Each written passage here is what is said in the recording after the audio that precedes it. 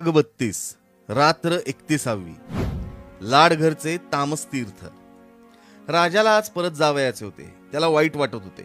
श्यामच्या आईच्या सगळ्या आठवणी ऐकायला आपण नाही म्हणून त्याला वाईट वाटत होते. परंतु कर्तव्य कठोर आहे. कर्तव्यासाठी सारे मोह दूर टाकावे लागतात. चांगल्या गोष्टींचे मोह दूर ठेवावे लागतात. मोह वाईटच गोष्टींचे असतात असं नाही, तर चांगल्या गोष्टींचेही असतात. श्याम, आता आपण परत केव्हा भेटू? तुझी रसाळवाणी पुन्हा केव्हा ऐकायला मिळेल? श्याम, तुझ्या आठवणी सांगतोस त्या असतात साध्या, परंतु त्यातून सुंदर धर्म तू दाखवून देतोस. कृष्णाच्या लहानशा तोंडात यशोदेला विश्व दिसले, तसे तुझ्या या लहान गोष्टीत धर्मांचे आणि संस्कृतीचे विशाल दर्शन होते. श्याम, काल मी रामजवळ म्हटलं की हा गोष्टीमय धर्म आहे किंवा या धर्ममय गोष्टी आहेत. गोष्टी रूपानं तू धर्म सांगतोयस, धर्म रूपानं गोष्टी सांगतोयस. रोजच्या आपल्या साध्या जीवनातही किती आनंद, किती हृदयता आपणास ओतता येईल हे तू दाखवतोयस, नाही का? या आयुष्याच्या मार्गावर सुखाला आणि संपत्तीला तोटा नाही. बहीण भावांचे प्रेम, गुराढोरांचे प्रेम, पशुपक्ष्यांचे प्रेम, या सर्वांमुळे जीवन समृद्ध आणि सुंदर श्रीमंत करता येतं. श्याम, तुझ्या आठवणी ऐकता ऐकता मला कितीदा रडू आलं. त्या रात्री तू प्रेमाचं वर्णन करत होतास त्यावेळेला मला गहिवरून आलं. श्याम, आता केव्हा असे ऐकायला सापडेल? तू जणू श्याम सुंदर कृष्णाची मूर्ती आहेस, नाही? राजा, अतिशयोक्ती करण्याची तुला सवयच आहे. तुझे माझ्यावर प्रेम आहे म्हणून तुला माझे सारे चांगले दिसते. माझ्यात एकच गुण आहे, तो म्हणजे कळकळ. या कळकळीनं सार सजून दिसतं. मी कीर्तन करतो तेव्हा संगीत गायनाची उणीव मी माझ्या उत्कंठतेनं आणि कळकळीनं भरून काढतो. राजा, माझ्याजवळ दुसरे काय आहे? काही नाही, खरंच काही नाही. मी आपला बोलका ढलपा, काम तुम्ही करता.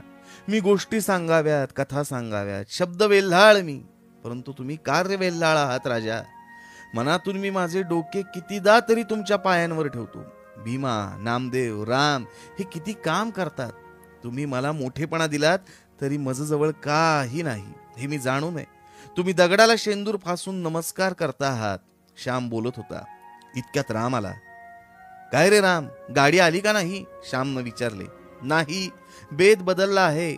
आता न जाता रात्री जायचे ठरले. रात्रीची आठवण ऐकून मगच जाऊ असे दाजी म्हणाले. राजा, रात्री जा, काही उशीर होणार नाही, राम म्हणाला. देवाची इच्छा, राजा म्हणाला. सायंकाळ झाली होती. आकाशात अनंत रंगाचे प्रदर्शन उघडले होते. लाल, निळे, पिवळे सारे रंग तेथे ओतले होते. भव्य देखावा दिसत होता. नदी तीरावर जाऊन श्याम आणि राजा गोष्ट बोलत होते. गोष्टी बोलता बोलता दोघे मुके झाले. एकमेकांचे हात त्यांनी हातात घेतले होते. हात सोडून दिले. गुराखी गायी चारून परत जात होते. कोणी म्हशीच्या पाठीवर होते, कोणी पावा वाजवत होते. श्याम, चला परत जाऊ, राजा म्हणाला. राजा, असे भव्य सृष्टी दर्शन झाले म्हणजे वाटते की कोठे जाऊच नाही, इथेच बसावे आणि सृष्टीत मिळून जावे. सृष्टीची मुक अशा महान संगीत सिंधूत आपल्या जीवनाचा बिंदू मिळवून टाकावा. श्याम बोलत होता. त्याचे ओठ थरथरत होते. श्याम म्हणजे मूर्त भावना, श्याम म्हणजे मूर्त उत्कटता होती. शेवटी दोघं मित्र आले. आश्रमाच्या गच्चीवर मंडळी जमू लागली. आकाशाच्या गच्चीत एक एक तारा येता येता सारे आकाश फुलून गेले. गच्चीत एक एक माणूस जमता जमता सारी गच्ची भरून गेली. प्रार्थनेला सुरुवात झाली. प्रार्थना संपली. क्षणभर सारी मंडळी डोळे मिटून बसली होती. श्यामनं गोष्ट सांगायला सुरुवात केली. आमच्या लहानपणी जेव्हा आईचे सांधे दुखत होते त्यावेळेसला लाडघरच्या देवीला एक नवस केलेला होता. दापोली तालुक्यातच लाडघर म्हणून मोठं सुंदर गाव समुद्रकाठी आहे. लाडघर येथे रामस्तीर्थ आहे. लाडघर जवळ एके ठिकाणी समुद्राचे पाणी लालसर दिसते, तांबूस दिसते, म्हणून त्यास तामस्तीर्थ म्हणतात. तो देवीचा नवस कितीतरी दिवस फेडायचा राहिला होता. आईचे सांधे बरे झाले होते. जरी ती पहिल्या इतकी सशक्त राहिली नव्हती तरी हिंडू फिरू शकत होती. 2 धंदे करू शकत होती. लाडघरच्या देवीला लाकडाची बाहुली, लाकडाचा कुंकवाचा करंडा, खण, नारळ वगैरे व्हावे लागत असे. हा नवस फेडण्यासाठी आई पालघडहून दापोलीला येणार होती आणि दापोलीहून आईला घेऊन मी लाडघरास जावायचे असे ठरले होते. आई केव्हा येते याची मी वाट पाहत होतो. कितीतरी वर्षांनी आई पालघडाच्या बाहेर जाणार होती. 12 वर्षात पालघडच्या बाहेर ती गेली नव्हती. ना कधी हवा पालट, ना कधी थारे पालट. आई आली. दापोलीहून लाडघरास जाण्यासाठी मी गाडी ठरवली. दापोलीहून पहाटे निघायचे ठरले. दापोलीपासून लाडघर 3 कोस होते.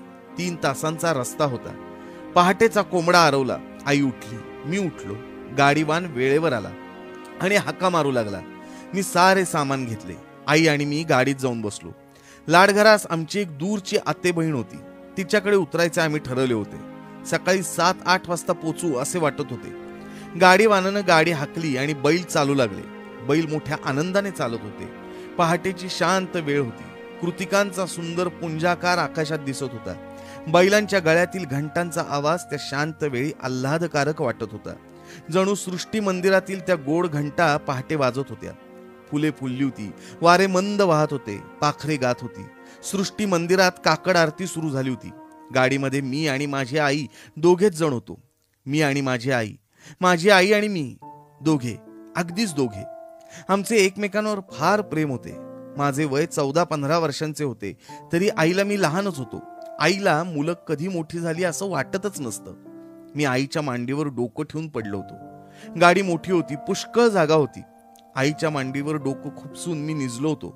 आई माझ्या डोक्यावरून, माझ्या केसांवरून आपला प्रेमळ हात फिरवत होती. किती रे भरभरीत शेंडी श्याम, तेल बिल नाही लावत वाटते कधी? आईनं विचारले. परंतु माझं तिच्याकडे लक्ष नव्हतं. मी फार सुखावलो होतो. सुखावले मन प्रेमे पाझरती लोचन, अशी माझी स्थिती झाली होती. आई आणि मी आम्ही एकत्र कधीच प्रवास केला नव्हता. इतक्या स्वतंत्रपणे, मोकळेपणे आम्ही कधीही हिंडलो नव्हतो. आई आणि मी. होय, आम्हा दोघांचे त्या दिवशी जग होते. माझ्या मनात अनेक सुखस्वप्न खेळत होती. मी मोठा होईन, शिकेन, माझ्या आईला मी काही कमी पडू देणार नाही, तिला सुखाच्या स्वर्गात ठेवीन वगैरे मनोरथ मी मनात मांडित होतो. मनोरथांचे मनोरे रचावयाचे आणि पडावयाचे, हा मनाचा चंचल स्वभावच आहे. आई मला म्हणाली, श्याम, बोलत रे का नाहीस? अजून झोप पुरी नाही झाली वाटते. आई, तुझ्या मांडीवर मुकेपणानं मी निजावे आणि तू प्रेमळपणे माझ्याकडे बघावेस, माझ्या अंगावरून हात फिरवावास, याहून दुसरे काही मला नको. आई मला थोपट. आई, तुझ्याजवळ नेहमी लहान मूल व्हावे असे मला वाटते. थोपट मला, ओव्या म्हण. माझे शब्द ऐकून आई खरोखरच मला थोपटू लागली आणि ओव्या म्हणू लागली. रानातील पाखरं किलबिल करू लागली होती. दापोली ते लाडघर दुथरपा घनदाट जंगल आहे. रस्त्यात सूर्याचा प्रकाशही येऊ शकत नाही. एके ठिकाणी डोंगरातून धो धो पाणी रस्त्यावर पडतंय. तो देखावा भव्य आणि मुक करणार आहे. काजू, आंबे, फणस, वड, पायरी, करंज यांची दुथरपा रस्त्यानं झाड आहेत. या झाडावरून नाना प्रकारचे पक्षी हिंडू फिरू लागले, गाऊ लागले. सृष्टी जागृत होऊन पाहत होती, परंतु मी माझ्या आईच्या मांडीवर निजू पाहत होतो. झोप येत नव्हती, तरी डोळे मिटून पडलो होतो.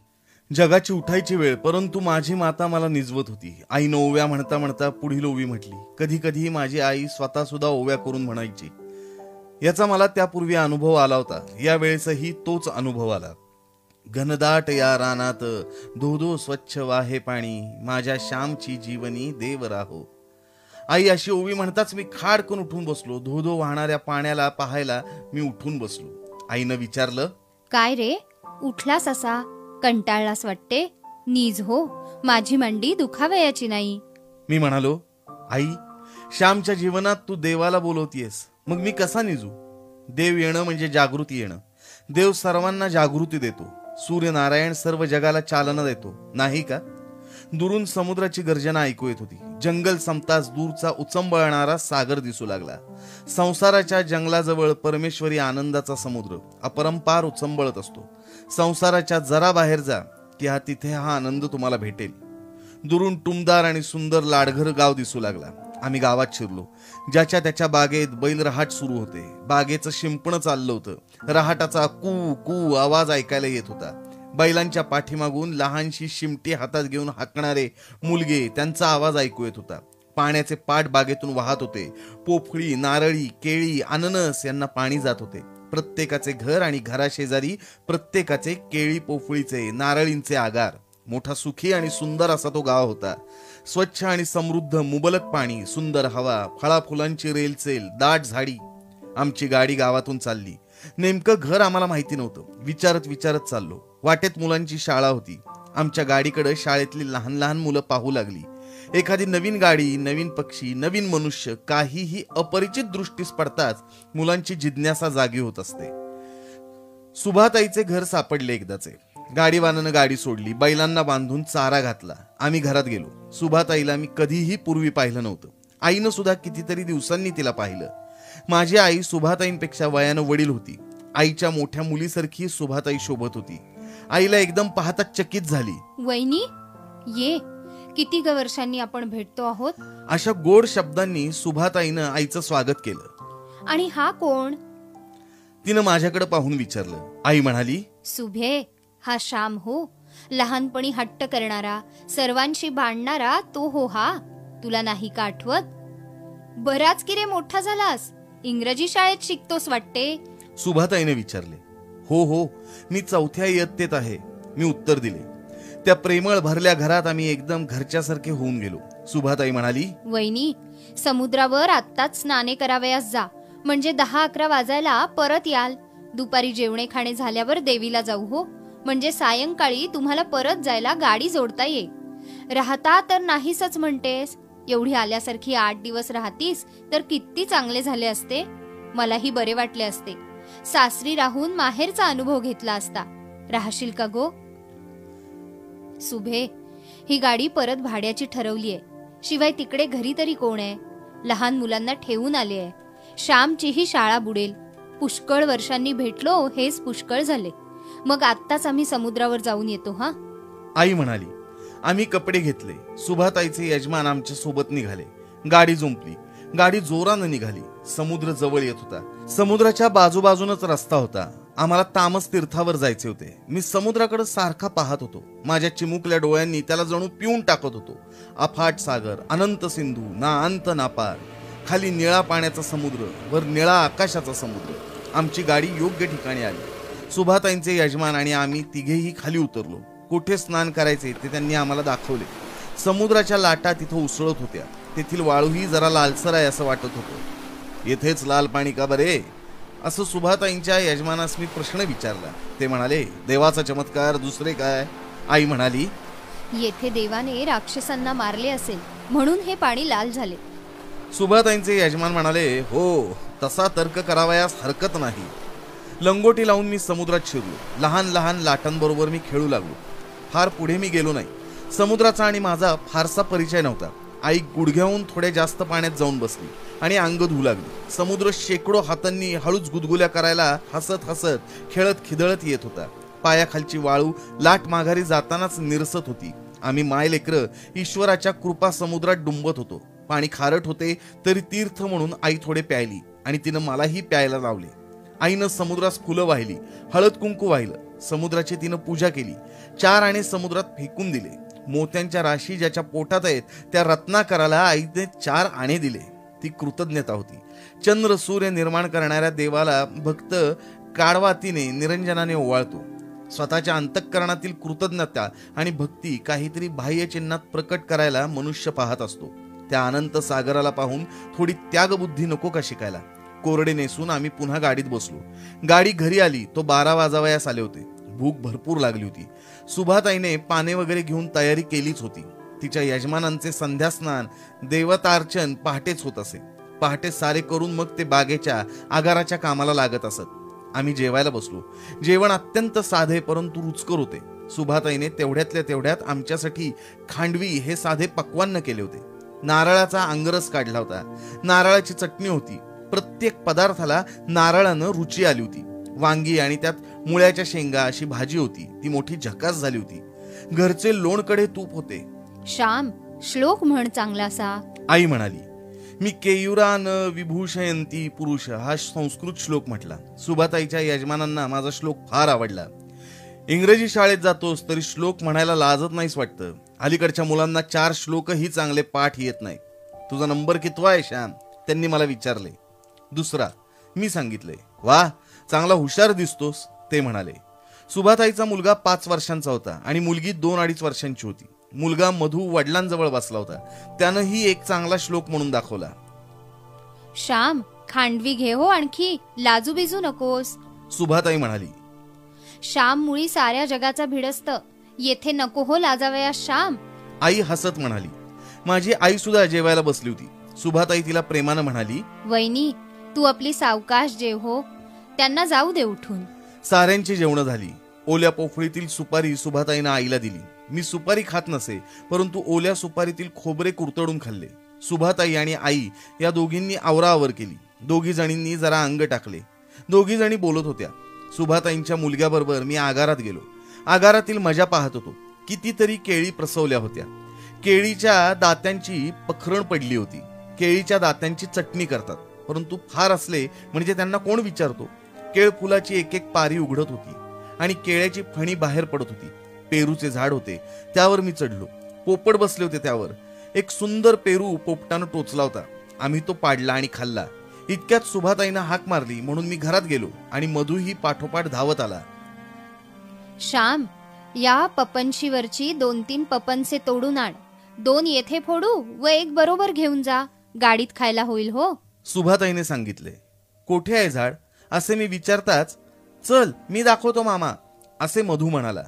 माझा हात धरून मला ओढू लागला. पपनशीच्या झाडावर पिवळी पिवळी नारळाच्या सुखडी एवढी पपनसे लटकले होते. आमच्या घरी लहानपणी पपनसे होती, परंतु तिला तितकी मोठी फळं येत नसत. मी झाडावर चढून 2-3 पपनसे पाडली. पपनसे घेऊन आम्ही घरात गेलो. मी अशी सूचना केली की रानात देवाला जावयाचे, तेथेच पपनसे फोडावी. रानात मजा येईल. परंतु सुभाताई म्हणाली, रानात आपण ओला नारळ व पोहे खाऊ. पपनसे येथेच फोडा. पपनसे फोडण्यात आली.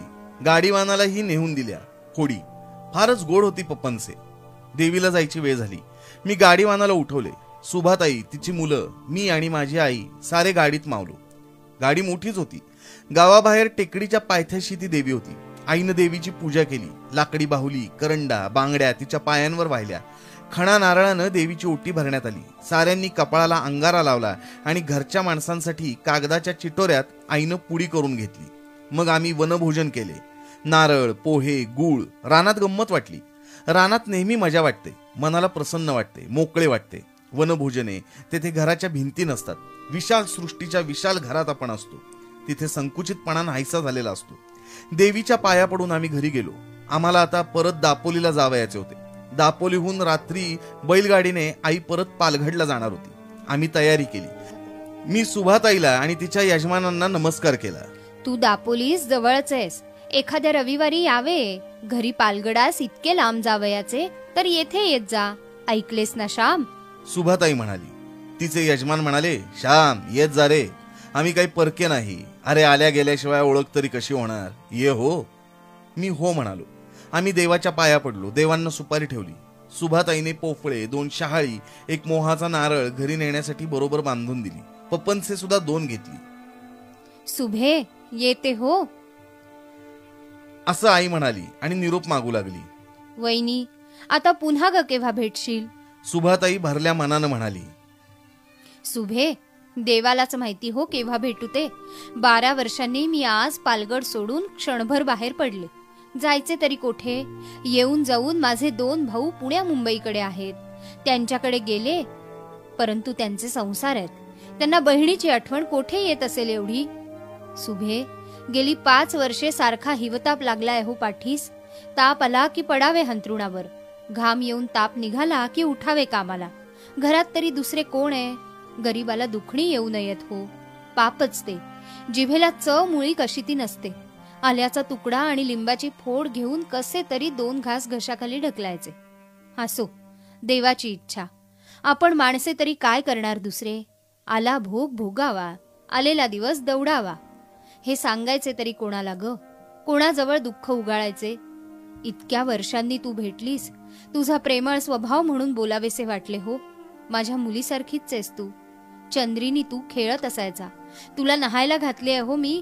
तुला लहानपणी परकर शिवले आहेत. माझीच तू म्हणून बोलते. जरा दुःख हलके होते म्हणून बरे वाटते ग. जगात आपल्या दुःखाने दुसरा दुःखी होतो हे पाहून जरा बरे वाटते. पण मी कोणाजवळ बोलत नाही. एकच देवाजवळ सांगावे आणि बोलावे. असे म्हणता म्हणता आईच्या डोळ्यांना पाणी आले आणि सुभाताईनेही डोळ्यांना पदर लावला. वहिनी, आमच्या मधूच्या मुंजीत ये हो आता. वहिनी, श्याम वगैरे मोठे होतील मग नाही होतो काही कमी पडू देणार. मुले तुझी चांगली आहेत. हीच देवाची देणगी. सुभाताई म्हणाली. आई म्हणाली, हो गो, एवढे सुख आहे. श्याम सुट्टीत घरी आला की माझी सारी कामे करू लागतो. शाळेतही हुशार आहे म्हणतात. देव करील ते खरे. बरे, येते हो आता. असे बोलल्यावर आईनं सुभाताईंच्या मुलांच्या हातात 1-1 रुपया दिला. आणलेला खण सुभाताईला दिला. वहिनी, रुपया कशाला? सुभाताई म्हणाली, राहू दे ग, मी आता पुन्हा त्यांना कधी भेटेन. सुभे, तुझी वहिनी आता श्रीमंत नाही हो, असू दे होतो रुपया. असं म्हणून मुलांच्या पाठीवर हात फिरून आई निघाली. आम्ही गाडीत बसलो. माय लेकरं पुन्हा गाडीत बसली. गाडी निघाली. बैलांना परत घरी जावयाचे असल्यामुळे ते जलद जात होते. परंतु आता चढाव होता, येताना उतार होता. बैलांना हळूहळूच जाणे प्राप्त होते. गाव सुटला आणि गाडी नीट रस्त्याला लागली. सायंकाळ होत आली होती. सारा समुद्रच तामसतीर्थ झाला होता. फार सुंदर देखावा. सूर्य अस्तास जात होता. त्याच्याकडे डोळे पाहू शकत होते. तो आता लाल गोळा दिसत होता. समुद्र त्या दमल्या भागलेल्या सूर्याला सहस्त्र तरंगांनी स्नान घालायला उत्सुक होता. बुडाला, सूर्य बुडाला. तो लाल गोळा समुद्रात पडला. त्यावेळेस हिरवे निळे दिसले. रात्रभर समुद्राच्या कुशीत निजून तो दुसऱ्या दिवशी परत येणारा होता. दोन्हीकडे किर्र झाडी लागली. मधून मधून आकाशात तारे दिसू लागले. रात्रीच्या वेळी जंगलातून जाण्यात फारच गंभीरता वाटे. रातकिडे ओरडत होते. दुरून समुद्राची गर्जना ऐकू येत होती. माय लेकरे गाडीतच बोलू लागली, आई, पुन्हा आपण अशीच दोघे केव्हा बरं बाहेर जाऊ कुठे? तुझ्या बरोबर मी कधी हिंडलो नाही आई. तुझ्या बरोबर हिंडावे आणि प्रेम लुटावे असे वाटते. मी आईचा हात हातात घेतला. आई म्हणाली, तुम्ही मोठे व्हा, मग तुमच्या रोजगारावर मी येईन हो. मग मला पंढरपूर, नाशिक, काशी, द्वारका सगळीकडे हिंडवून आण. तुझे आजोबा काशीला जाऊन आले होते. हे सुद्धा नाशिक, पंढरपूरला जाऊन आले आहेत. परंतु मी कोठे जाणार आणि कोण नेणार हो मला? अंगणातल्या तुळशीजवळच माझी काशी आणि माझे पंढरपूर. आपल्यात म्हण आहे ना, काशीस जावे नित्य वदावे. यात्रेच्या त्या पुण्या घ्यावे. जाईन जाईन म्हणत राहिल्यानेही गेल्याचे पुण्य लागते हो. अंगावर पाणी घेताना हर हर गंगे म्हणावे. विठोबा व विश्वेश्वर, गोदा व गंगा आपल्या अंगणात आपल्या घरीच आहेत. गरीबासाठी हीच सोय आहे हो बाळ. आपण कोठे जावयाचे हिंडायला? सावकाराचे गुमास्ते तर सारखे घरी धरणे धरून बसतात. वाटते नको हे जिणे, पुरे हा संसार. कोठल्या यात्रा आणि कोठल्या बित्रा. अरे ही संसार यात्रा हीच मोठी यात्रा हो. या यात्रेतूनच भरल्या हातांनी आबरूनिशी मला डोळे मिटू दे म्हणजे झाले. डोंगरावर धोधो पडणारे पाणी, त्याच्याजवळ आम्ही हलवतो. आईच्या डोळ्यातूनही शांत प्रवाह होता. गालांवर घळघळत होता. त्या पवित्र गंगा यमुना मी माझ्या माथ्यावर घेतल्या. मी माझे तोंड आईच्या पदरानं पुसले. आई, तू मला हवी आहेस. आम्हाला तुझ्याशिवाय कोण आहे? खरंच कोण आहे? मी तुझ्यासाठी शिकतो. तू नाहीस तर कोणासाठी शिकायचे, कोणासाठी जगायचे? आई, तुला देव नाही ना ग नेणार? असं म्हणून मी आईला घट्ट धरून ठेवलं. जणू त्यावेळीच मृत्यू तिला न्यावयास आला होता आणि म्हणून मी तिला पकडून ठेवत होतो. देव करो ते सारे बऱ्यासाठी हो. तुम्ही चांगले व्हा म्हणजे झाले. आई म्हणाली. आता गाडीत कोणी बोलत नव्हते. आईच्या मांडीवर भक्तिप्रेमाने, कृतज्ञतेने, सर्व कोमल भावनांनी उचंबळून मी माझे डोके ठेवले होते. मी थोड्या वेळानं पुन्हा आईला म्हटलं, आई, तू लहानपणी एक गोष्ट सांगत असे. एका भिकाऱ्याचा मुलगा आपल्या झोळीतील 4 दाणे रस्त्यावर टाकी. सकाळी त्या दाण्यांचे सुंदर सोन्याचे पीस होई. आई, आपलेही तसेच सारे होईल ना चांगले? नाही का? आपले दारिद्र्य जाईल, चांगले दिवस येतील. श्याम, देवाला काय अशक्य आहे? तो रात्रीचा दिवस करतो, विषाचे अमृत करतो. सुदामाला देवाने सोन्याची नगरी नाही का दिली? परंतु आपण साधी संसारीची माणसे. आपली कोठे तेवढी लायकी आहे? आई म्हणाली. आई, देवाची कृपा नेहमीच असते हो ना? गरिबी आली, अपमान झाले, हाल अपेष्टा भोगाव्या लागल्या, तरीही ती कृपाच असं म्हणतात ते खरंय का ग? मी प्रश्न विचारला. बाळ, तुझ्या आडा आणि आईला नाही रे समजत सारे. देव जे जे करतो ते बऱ्यासाठी. एवढे मात्र मला एक माहिती आहे. मी तुला लहानपणी मारले ते तुझ्या बऱ्याचसाठी ना. मग माझ्याहून कितीतरी पटीने देव दयाळू आहे हो. त्याच्यावर विश्वास ठेवावा. विषाचा पेला देवो अमृताचा देवो, त्याच्यावर श्रद्धा असावी. आई जणू श्रद्धोपनिषदच गाऊ लागली होती. एकदम माझे लक्ष समोर गेले. वाघ, आई वाघ, मी घाबऱ्या घाबऱ्या आवाजात म्हणालो. काय तेजस्वी आणि भव्य भेसूर मुद्रा. काय ती आईट. उजवीकडच्या जंगलातून डावीकडच्या जंगलात तो शिरला. रंगभूमीवर नट येतो आणि जातो तसंच त्यानं केलं. माय लेकराच्या प्रेमाच्या गोष्टी ऐकायला तो आला होता का? देवाची करुणा पटवून द्यायला तो आला होता का? माझ्या आईवर पशुपक्षी प्रेम करत, गाई गुरे मांजरे प्रेम करत. मांजराची गोष्ट मी शेवटी सांगणार आहे. मांजर म्हणजे वाघाची मावशी. माझ्या आईवर मांजर प्रेम करी, मग वाघ का नाही करणार? तो माझ्या आईचे दर्शन घ्यायला आला होता. क्रूरपणा दूर ठेवून नम्रपणे वंदन करायला तो आला होता. हळूहळू दापोली गाव आले. दूरचे दिवे लुकलुक दिसू लागले. रात्री 9 वाजता आम्ही घरी येऊन पोचलो. आई त्याच रात्री पालगडास गेली नाही, दुसऱ्या दिवशी गेली. मित्रांनो, तो दिवस आणि ती रात्र माझ्या जीवनात अमर झालीत. त्यानंतर पुन्हा कधीही मी आणि आई एकत्र कोठेही गेलो नाही.